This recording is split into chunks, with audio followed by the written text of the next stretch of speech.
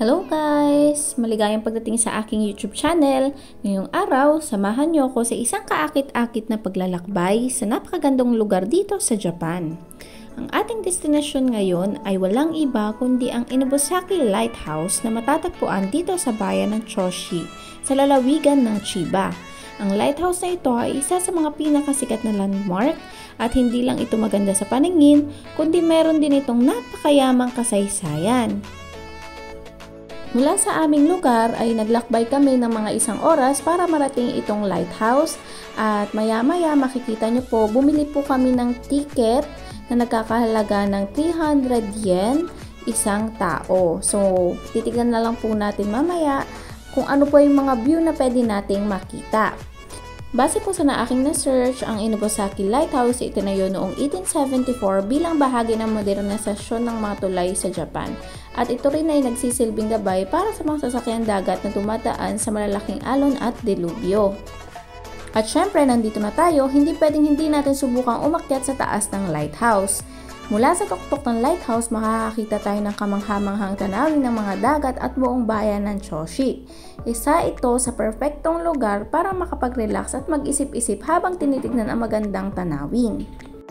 At habang papaakyat tayo guys, ihanda na rin po natin ang ating mga paa at meron tayong 90 steps na kailangang gawin para makaakyat tayo sa tuktok. Ayan. So makikita nyo po dyan, paakyat na po kami sa taas at medyo talagang mahirap din naman kung kulang tayo sa ensayo sa paglalakad at pagja-jogging. Nasa 20 steps na tayo at makikita nyo naman po kung malapit na po kayo sa tuktok. So, ayan. Fast forward na po natin yan. Siguro mga 5 minutes din po bago tayo makarating sa taas. So, ayan.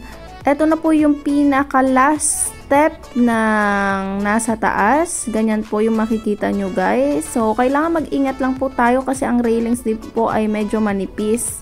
So, be sure na magsuot din po kayo ng makapal na jacket dahil napakahangin po talaga dun sa taas. At syempre, ingat-ingat po baka yung cellphone nyo ay matangay dahil ibang klase po talaga yung hangin.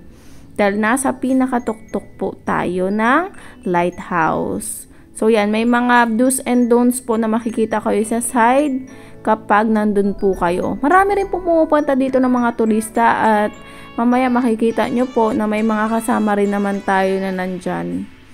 So, ayan yung view sa taas at talagang kitang-kita po talaga yung dagat sa Japan at saka yung bayan ng Choshi. Medyo batuhan po yung dagat nila at ang simoy ng hangin po talaga dito ay napakalamig.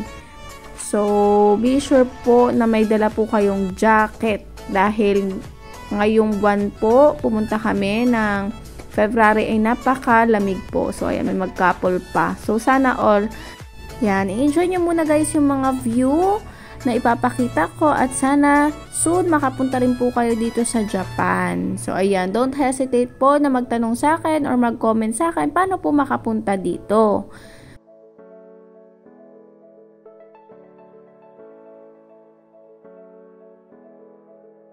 Pagkatapos namin po i-enjoy ang napakagandang view sa taas ay pumunta naman po kami dito sa loob ng museum. So sa loob ng lighthouse makakakita po tayo ng mga antik na aparato na ginagamit noon para paggabay sa mga sasakyan dagat.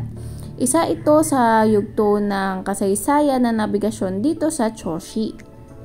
Sulit na rin yung binayad natin dito guys kasi maganda naman ng view at makikita mo talaga yung history.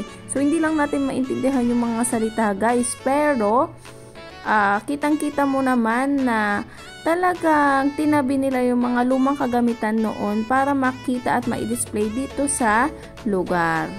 So yan, pwede po kayong kumuha ng mga magazine dyan para kapag may bisita po kayo ay pwede nyo rin pong ma-tour dito. Yan, may Google Translate naman guys. Marami rin picture dito, yung mga iba-ibang ginamit ng mga barko, pero mga replika na lang ito guys ha. Ang galing talaga ng mga pagkakagawa. So, yan yung sinasabi ko guys na libre. Yan, kumuha ako ng ganyan guys. Libre lang yan para hindi masayang yung 300 yen nyo dyan guys. Kumuha na kayo, libre lang po yan. Tsaka syempre may shop doon, hindi na po kami nakapunta doon sa shop dahil nagmamadali po kami.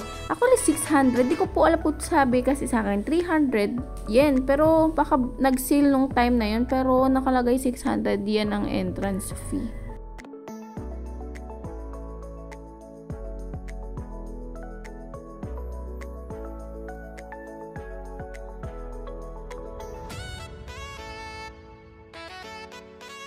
Maraming salamat po sa pag-join sa ating paglalakbay sa Inobasaki Lighthouse dito sa Choshi, Japan. Sana ay nag-enjoy kayo at huwag kalimutang i-like, share at mag-subscribe sa ating channel para sa iba-iba pang kaakit-akit na adventures dito sa Japan at sa buong mundo. Hanggang sa susunod na paglalakbay, ingat po tayo palagi!